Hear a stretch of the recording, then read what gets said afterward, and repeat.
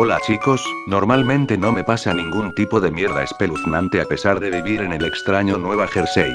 Aunque supongo que ya no puedo decir eso, considerando que acabo de tener la peor semana de mi vida. Y de cierta forma, yo ocasioné que me pasara todo esto. Pero me estoy adelantando. Como he lurkeado por 4chan durante mucho tiempo, creo que es justo que les diga qué pasó. Hace una semana fue mi cumpleaños, acabo de cumplir 18 y decidí que quería pasar tiempo y buscar fantasmas. Habría salido con mis amigos, pero no estaba con ánimos de hacer un mal tercio. Si tan solo hubiera decidido hacerlo. En lugar de ello, metí mi teléfono y una linterna en los bolsillos de mi sudadera, y me escabullí por mi puerta trasera. No esperaba encontrar algo, o habría llevado un arma conmigo. Supongo que es tonto pensar en ello de forma retrospectiva. Recuerdo haber visto el reloj, eran cerca de las 11 o 12 de la noche cuando me fui. Estaba muy oscuro porque era luna nueva y me di cuenta de que si iba a haber algo genial, era este momento. Ahora, no estaba vagabundeando por el bosque solo porque sí. Hay un cementerio a 10 minutos de mi casa que ha estado ahí desde hace unos cientos de años. También es un lugar donde se practica el entierro verde, que consiste en poner el cuerpo en un ataúd biodegradable y lanzarlo a la tierra. Bueno, mi tío es dueño del terreno en donde se construyó el cementerio, y siendo el bastardo avaro que es, la mayoría de los cuerpos enterrados ahí acaban tirados de esa tierra. Pensé que a lo mejor debía haber un tipo de fantasma enojado por estar descansando en esa mierda de lugar. Y quizás debe estar merodeando por el cementerio durante la noche. Supongo que estaba pensando que podría decirle dónde vivía mi tío y hacer que lo asustara, nada más por joder. Sé que a lo mejor no sirve a esa forma, pero de todos modos estaba pensando en encontrar algo. Al final llegué ahí y estaba a punto de entrar por la puerta del cementerio cuando vi un humanoide gris. Una cosa en un camino escénico junto al cementerio, sí, no miento. Mi tío creyó que era buena idea hacer un camino escénico junto al cementerio. Estaba nervioso porque no se me ocurría nadie más aparte de mí que pudiese estar lo suficientemente loco para estar ahí de noche. Ni siquiera había autos cerca, así que quien hubiese sido ese cabrón. Caminó hasta ahí como yo. Le grité pensando que era algún drogadicto fumando hierba o algún otro intento de caza fantasma. Pero no respondió nada, y lo único que escuché como respuesta fue una tos enfermiza. Pensé que la persona necesitaba ayuda y estaba ahí, jadeando por aire tras correr de algo. Así que tomé aire y comencé a andar rumbo al camino. Saqué mi linterna para iluminarlo, solo para detenerme en seco. Porque lo que fuese esa cosa, no tenía brazos o ropa alguna. Prácticamente fue un momento no y salí de ahí, corriendo todo el camino de regreso a mi casa. Y cerré con llave todas las puertas. Mi mamá estaba furiosa porque me escapé, y pensó que estaba drogado cuando le conté sobre la cosa desnuda y sin brazos que acechaba en el cementerio. No la culpo, pero de verdad deseo que me hubiera creído o siquiera animado para llevarme uno de los cuchillos de Rambo que colecciona. Estaba aterrorizado, porque pensé que ese fenómeno seguro sabía dónde vivía. Pues no soy un corredor rápido. Luego lo pensé mejor, pues no vi a ese hijo de puta corriendo tras de mí o siquiera escuché esa horrible tos. Así que decidí no preocuparme y al fin pude dormir en paz unos días después. Luego lo vi de nuevo. Tenía la puerta del frente abierta, así que mi perra podía salir y entrar a gusto. Su nombre es Piggy, y es una perra entrenada para salir cuando necesita ir al baño. Los perros siempre tienen un lugar en específico donde les gusta cagar, y su lugar era en medio del prado frente a mi casa. Piggy salió y un minuto después la escuché ladrar. Me confundí, porque normalmente no ladra. Así que debía ser un gato callejero o algo por el estilo, pero de todos modos me paré para ver qué pasaba.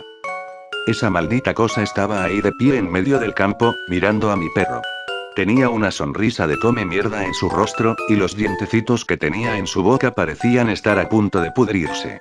No tenía nada de cabello, era gris por todos lados y tenía los ojos más rasgados que los de Kim Jong-il. Comencé a gritar, haciendo el ruido necesario para distraerlo y que no se comiera a Piggy, y sus ojos se dirigieron hacia mí. Nos miramos por lo que parecían horas, pero estoy seguro que fueron solo minutos. Luego dejó de verme, y no les miento. Comenzó a orinar a mi perra. Su orina no era amarilla, sino de un desagradable verde chícharo, y cubrió el pelo de mi perro con esa cosa viscosa y moquienta. Tenía un olor ácido, similar al del azufre. No tengo idea de qué era, pero cayó sobre mi perra y de ninguna forma eso podía ser algo bueno. Tomé un cuchillo de cocina y corrí hacia el pendejo, que dejó de orinar y se fue corriendo y tosiendo. Podía haberlo perseguido, pero estaba agradecido de que no se hubiera comido a mi perra. Aunque tampoco me agradó para nada que la orinara. Me puse unos guantes de plástico y la lavé con champú para perro.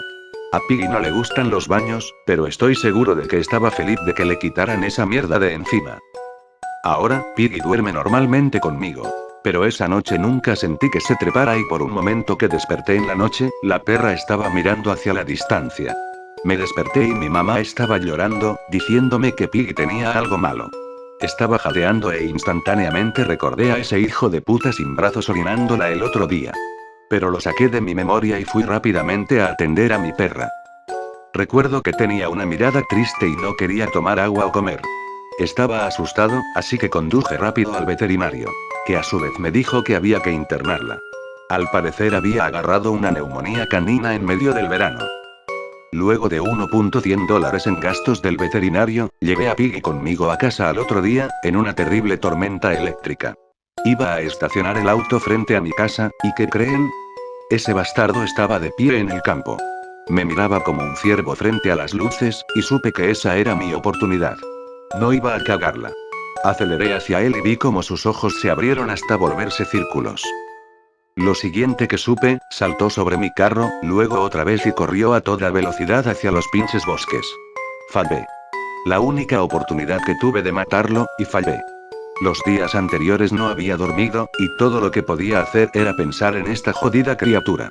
Nunca había oído de algo similar, y no era tan tonto como se veía. Solo sé que está planeando hacer algo, y estoy aterrorizado por lo que este hijo de puta pueda hacerme a mí o a mi familia. No sé qué hacer. Apenas he dormido 10 horas en toda la semana y sé que no voy a poder continuar así. Estoy asustado de cerrar mis ojos, aterrorizado de que en cuanto lo haga, el cabrón volverá y estará en mi habitación. Haciendo Dios quien sabe que, ¿alguien tiene una experiencia similar con una criatura así? No puedo permanecer despierto por siempre.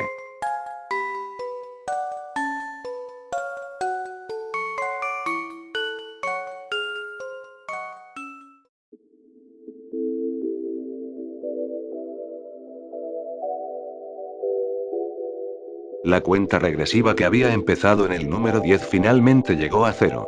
Y la explosión debajo de nosotros hizo vibrar el fuselaje de una forma tan violenta, que visto desde dentro parecía una gelatina. Todo se movía tan drásticamente que estaba seguro de que en cualquier momento todo estallaría en 1000 pedazos. Después de varios minutos, el cohete se estabilizó y el movimiento apenas era perceptible. Habíamos pasado la fase más crítica del despegue, pero apenas era el inicio de un viaje que duraría unos cuantos días más. Nuestro destino era nuestro satélite natural, la Luna.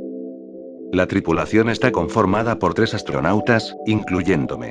Fuimos los afortunados para, después de varios años, regresar a nuestro astro.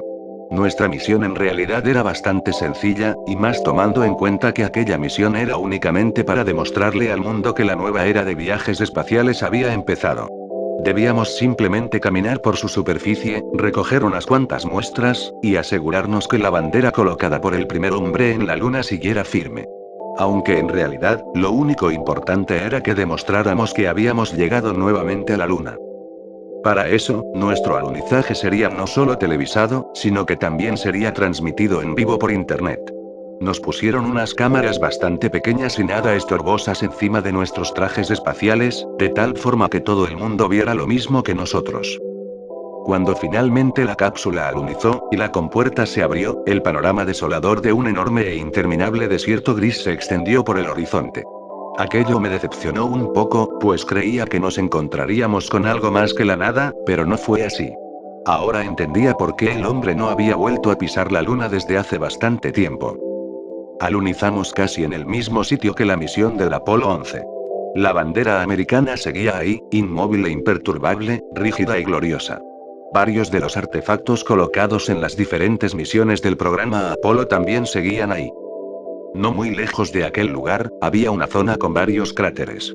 Estos no eran muy grandes, y la profundidad de estos apenas superaba los 10 metros.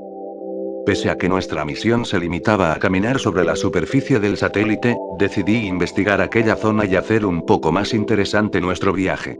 Al fondo de uno de los cráteres había varias rocas apiladas la una sobre la otra. Como sabrán, la gravedad ahí es menor, por lo que se pueden levantar objetos que en la Tierra jamás se podría. Así que cuando bajé y empujé una de las tantas piedras, esta se movió como una simple hoja de papel, revelando lo que había debajo de ellas. Un túnel, de no más de 2 metros de diámetro, iniciaba en aquel lugar. El lugar era demasiado angosto, pero no lo suficiente como para no poder bajar por ahí e investigar. La oscuridad casi absoluta que salía del agujero era casi impenetrable a las débiles luces con las que estaba equipado mi traje. A pesar de esto, se podía observar cómo el túnel descendía en forma vertical hasta ser tragado por una negrura casi absoluta. Dudé en descender hacia lo desconocido. Sabía que en aquel lugar solo había un solitario túnel lleno de nada. Pero el hecho de no saber hasta dónde llegaba era lo que más me daba miedo. Aún así, y cumpliendo con el deber de la misión, y sabiendo que cientos de miles de espectadores veían lo mismo que yo, me armé de valor y bajé por el túnel que me llevaría a las entrañas de la luna. La altura del túnel era tan pequeña que era imposible bajar gateando. Lo mejor era recostarme, como si fuera un tobogán, e impulsarme poco a poco con las manos. Mientras bajaba en la oscuridad, podía notar que la señal de radio era cada vez más débil, por lo que en cualquier momento me quedaría incomunicado. Seguí bajando hasta que mis pies finalmente tocaron el suelo de lo que parecía ser una enorme cueva. Me levanté con cuidado, y en efecto estaba en una de ellas. Pese a que la oscuridad me impedía ver más allá de unos cuantos metros a mi alrededor, sabía que el lugar era enorme. No había más que investigar, y, por mi seguridad, decidí regresar. Pero un ruido sonó a la lejanía, y una horrible sensación recorrió todo mi cuerpo como un balde de agua fría. Giré y traté de ver qué había ocasionado aquel misterioso sonido. Pensé en rocas, o el derrumbe de alguna otra cueva, pero entre más lo pensaba más improbable era cada posible respuesta. La única forma de saberlo era adentrarme en la cueva hasta encontrar el origen del sonido. Caminé en línea recta, sin saber qué era lo que me encontraría. Para este punto había perdido completa comunicación con la tierra. Trataba de tentar las paredes de la cueva a mi alrededor, pero estaban bastante alejadas las unas de las otras. Finalmente, alcancé a divisar un destello a la lejanía. Lo seguí hasta toparme con una de las paredes de la cueva. Al acercarme más pude ver un montón de pequeños túneles por toda la pared. Eran tan pequeños que apenas podía entrar uno de mis brazos. Estaban por todas partes. Bajé la mirada y observé nuevamente el destello. Resulta ser que este destello era provocado por mi propia linterna siendo reflejado por una superficie vidriosa y esférica, que estaba enterrada en el suelo. La tomé y la levanté, dejando al descubierto un traje espacial, similar a los usados hace varios años por los astronautas. Dentro había un esqueleto, y parte de la vitrina protectora del casco estaba rota. Leí la etiqueta que venía en el pecho del traje, donde en letras negras aún se podía leer un apellido que inmediatamente reconocí. Armstrong. La más pura sensación de horror empezó a invadirme lenta y cruelmente. Y no fue por haberme encontrado con el traje y el cadáver de Neil Armstrong en la luna. No fue por el sonido de algo arrastrándose por los túneles que se encontraban en la pared de enfrente. En realidad, fue por saber que sea lo que sea que había regresado a la Tierra con el Apolo 11 no era humano.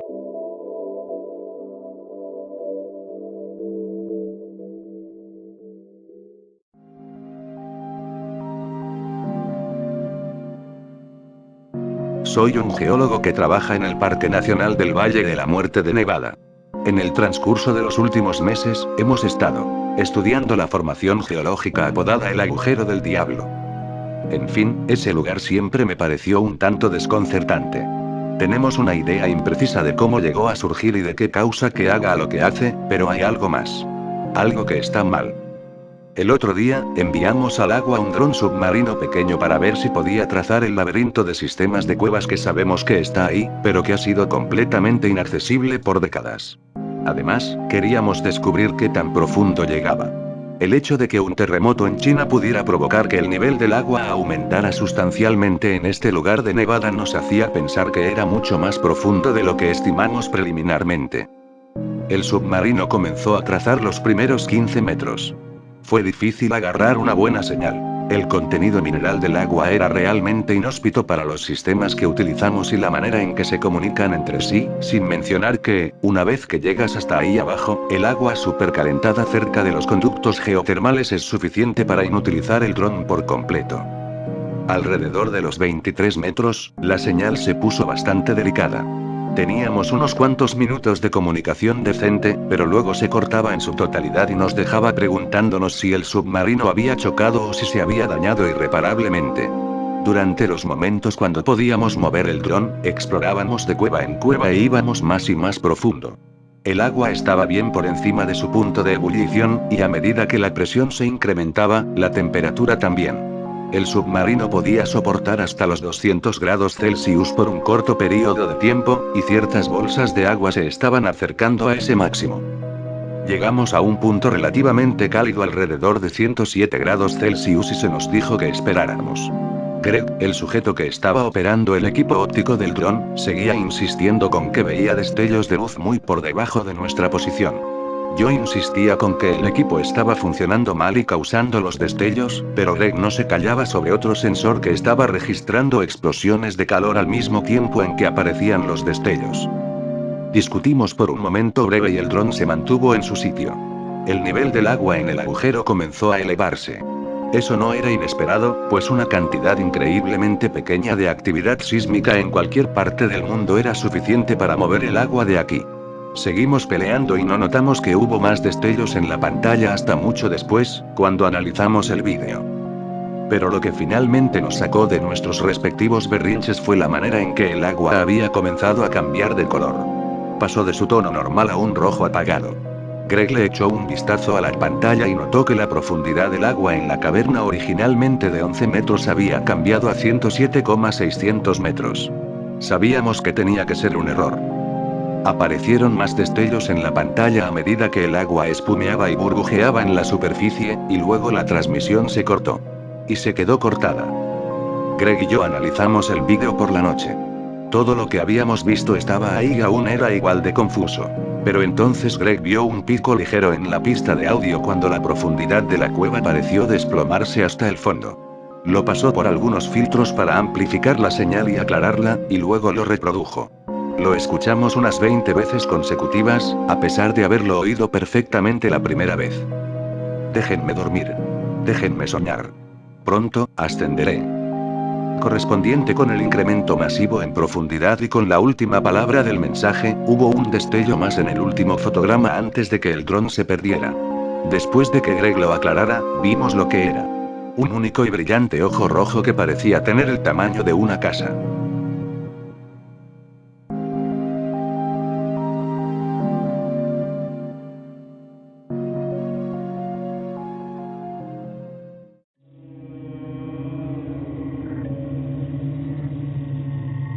No puedo recordar los detalles exactos del incidente que cambió mi vida para siempre. Todo sucedió tan rápido, tan de repente. Todo lo que puedo recordar es que estaba tomando el sol afuera, y luego hubo un repentino y brillante destello de luz, tan brillante que tuve que proteger mis ojos para no quedarme ciego. Recuerdo haber oído un fuerte choque inmediatamente después, más fuerte que un trueno. El suelo tembló por el ruido agudo. Después de eso, una fuerza invisible derribó todo lo que tenía la desgracia de estar en su camino. Yo era una de esas cosas desafortunadas en el camino. Recuerdo haber sido golpeado por esa explosión y que todo se volvió negro. Cuando desperté, me encontré en la orilla en una playa. No estaba seguro de cuánto tiempo había estado fuera, o cuánto tiempo había estado a la deriva en las olas del océano. De alguna manera, había sobrevivido. Mientras me ponía de pie, una sensación de dolor insoportable se apoderó de mi cuerpo. Sentí como si me hubieran golpeado miles de dagas al rojo vivo empapadas en ácido. Gemí en agonía mientras me dirigía a la costa para ver si podía ver mi reflejo y tener una buena idea de cuánto daño se había hecho a mi vida. Me costó toda mi fuerza de voluntad no gritar al reflejo que me miraba. Esta cosa, esta abominación, ¿era realmente yo? Había sido desfigurada por la explosión. No era de extrañar que tuviera tanto dolor. Ese horrible evento me había mutado en algo horrible. Mi angustia pronto dio paso a la rabia y al odio. ¿Por qué? ¿Por qué me pasó esto? ¿Qué hice para merecer tal sufrimiento? Nunca había hecho daño a nadie. Vivía solo, lejos de los demás. Una vida tranquila y pacífica, que no merecía ser castigada. Ellos pagarían. Los que me habían causado el sufrimiento, recibirían su merecido. Quería asegurarme de que nadie nunca soportaría el mismo horror que yo había experimentado. Y, si eso significaba la destrucción total de la humanidad, que así fuera. Comencé a abrirme camino hacia la civilización más cercana que pude encontrar. Iba a enviar un mensaje, una advertencia a todos para que vieran lo que sus acciones habían causado. Sentí como si hubiera estado caminando durante horas, pero seguí caminando impulsado por la pura determinación y el ardiente odio hacia aquellos que me perjudicaban. Incluso cuando el cansancio y el dolor se hicieron sentir en mi cuerpo, seguí adelante. No iba a descansar hasta que hubiera enviado mi mensaje. En poco tiempo, me dirigí a un pequeño pueblo. Era una comunidad pesquera local que había vivido en la isla durante generaciones. Los abuelos, sus hijos, sus nietos, etc., se ocupaban de su vida cotidiana. Vivían un estilo de vida más rural, una de las formas tradicionales en lugar de depender de las últimas tecnologías. Observé cómo se ocupaban de varias tareas, hablaban entre ellos sobre los chismes diarios, y así sucesivamente. Ninguno de ellos era consciente de lo que yo había planeado para ellos. Que serían los primeros en ver lo que la humanidad había creado. Fue entonces cuando entré para el ataque. Las lámparas de las calles fueron derribadas, los cables de electricidad derribados y tirados por todas partes en las calles. Las chispas salieron de ellas cuando los ciudadanos en pánico chocaron sus vehículos contra ellos causando que las calles se atascaran. Entonces me puse a trabajar destruyendo sus barcos para que tampoco pudieran navegar a salvo. Ni siquiera los edificios estaban a salvo de mi ira. Unas cuantas tiendas y casas pequeñas se derrumbaron cuando me estrellé contra las paredes. Se derrumbaron con escombros, aplastando y enterrando a unos pocos aldeanos desafortunados que tuvieron la desgracia de interponerse en el camino. Los otros edificios se incendiaron y la aldea entera pronto se incendió. Varios aldeanos corrieron gritando tratando desesperadamente de apagar los incendios. Unos pocos se vieron envueltos en las llamas y corrieron hacia el océano en un intento desesperado de apagar los rugientes fuegos. La mayoría de ellos ni siquiera llegaron a la mitad del camino antes de caer en un montón carbonizado. Mientras observaba la carnicería que había causado, noté a un anciano tirado en la calle roto y ensangrentado por el ataque. Me miró, la expresión de sus ojos era de puro miedo, como si hubiera visto la ira del mismo infierno. Pronto, la vida comenzó a desvanecerse para él mientras se las arreglaba para ahogar una última palabra de horror. Godzilla.